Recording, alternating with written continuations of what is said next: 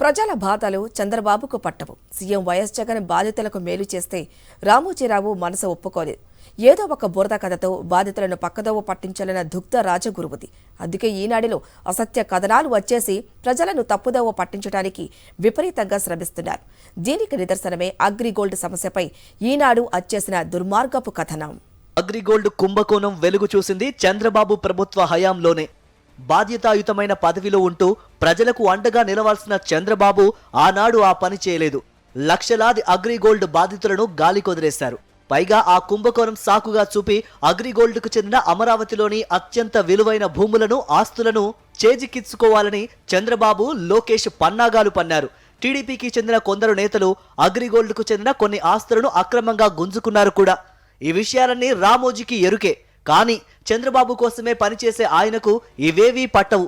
CM YS Jagan మేలు చేసినా సరే ఏదో రకంగా ఆయన సర్కారుపై బురద వేసి బాధితులను పక్కదారి పట్టించడానికే ప్రయత్నిస్తున్నారు. తమను ఆదుకోవాలని అగ్రిగోల్డ్ బాధితులు రోడ్లపైకి వచ్చి ఆందోళనలు చేసినా సరే చంద్రబాబు కనికరించలేదు.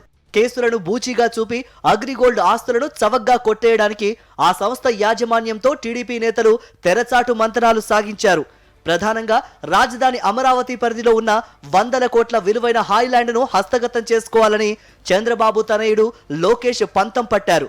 భూములు, భవనాలు, సామాగ్రిని అడ్డదారిలో 200 కోట్ల రూపాయలకే హస్తగతం చేసుకునేందుకు తీవ్ర ప్రయత్నాలు చేశారు. ఇందుకోసం అగ్రిగోల్డ్ ఆస్తులను సంస్థ యాజమాన్యం అమ్మేసుకుని వ్యక్తిగత ఖాతాలకు మళ్లించేందుకు టీడీపీ ప్రభుత్వం సహకరించింది. ప్రతిఫలంగా అగ్రిగోల్డ్ యాజమాన్యం కోట్లు విలువ చేసే కొన్ని కీలక ఆస్తులను కారు చౌకగా టీడీపీ ముఖ్యులకు విక్రయించింది. అగ్రిగోల్డ్ మాజీ vice chairman డొప్పా Rammohan Rao 2016 April 30న టీడీపీలో చేరడం ఆ సంస్థ యాజమాన్యానికి చంద్రబాబుతో ఉన్న సన్నిహిత సంబంధాలకు నిదర్శనం. టీడీపీ ప్రభుత్వంలో మంత్రిగా పనిచేసిన ప్రత్తిపాటి పుల్లారావు తన భార్య వెంకాయమ్మ పేరుతో అగ్రిగోల్డ్ గ్రూప్ కంపెనీ అయిన Ram Awas resorts hotels group director Uday Dinakar నుంచి 14 ఎకరాలు కొన్నారు. అగ్రిగోల్డ్ ఆస్తుల అటాచ్మెంట్ జీవో రాకముందే ప్రత్తిపాటి పుల్లారావు ఈ పని చేశారు. అగ్రిగోల్డ్ డైరెక్టర్లు, వారి భార్యలు, బంధువులు బినామీల పేరుతో ఉన్న 100 కోట్ల విలువైన ఆస్తులపై బాబు హయాంలో దృష్టి పెట్టలేదు. 976 కోట్లను 156 కంపెనీలకు మళ్లించిన విషయాన్ని పట్టించుకోలేదు. తక్షణం 300 కోట్ల రూపాయలు విడుదల చేసి బాధితులకు ఎంతో కొంత ఇస్తామని చెప్పిన చంద్రబాబు ఒక్క పైసా విదల్చలేదు. బాధితులు 3.5 ఏళ్ల పాటు పోరాటం చేసినప్పటికీ టీడీపీ ప్రభుత్వం పైసా సాయం చేయలేదు. అయినా ఈనాడు రామోజీరావు ఏనాడు ప్రశ్నించలేదు. ఒక్క ముక్క రాయలేదు. బాధితులపై సానుభూతి చూపలేదు. వైఎస్ఆర్సీపీ అధికారంలోకి వస్తే అగ్రిగోల్డ్ బాధితులను ఆదుకుంటామని వైఎస్ జగన్మోహన్ రెడ్డి ఎన్నికల సమయంలో హామీ ఇచ్చారు.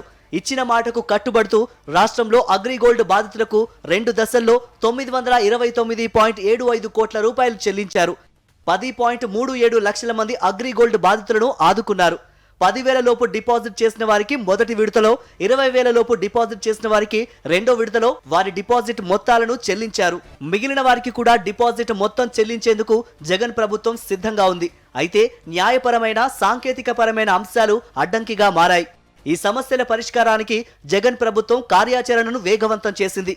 సిఐడి అటాచ్ చేసిన అగ్రిగోల్డ్ ఆస్తులను ఈడీ కూడా తర్వాత అటాచ్ చేయడంతో న్యాయపరమైన సమస్యలు తలెత్తాయి.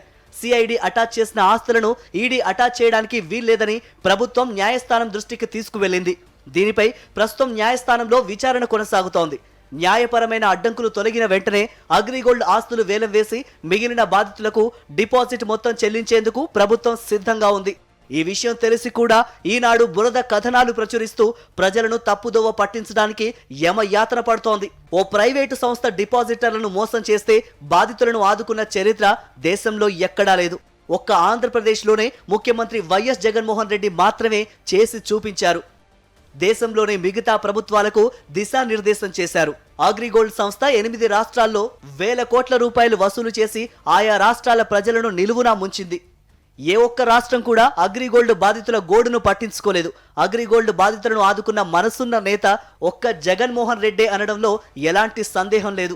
రాష్ట్రంలో 2019 వరకు అధికారంలో ఉన్న టీడీపీ ప్రభుత్వంలోని పెద్దలు అగ్రిగోల్డ్ సంస్థ ఆస్తులను చేజిక్కించుకునేందుకు యత్నించారు తప్ప బాధితులకు అండగా నిలవాలని కలలో కూడా భావించలేదు. కానీ ప్రతిపక్ష నేతగా ఉన్నప్పుడు ఇచ్చిన హామీకి కట్టుబడుతూ ముఖ్యమంత్రిగా బాధ్యతలు స్వీకరించిన వెంటనే అగ్రిగోల్డ్ బాధితులకు అండగా నిలిచారు వైఎస్ జగన్.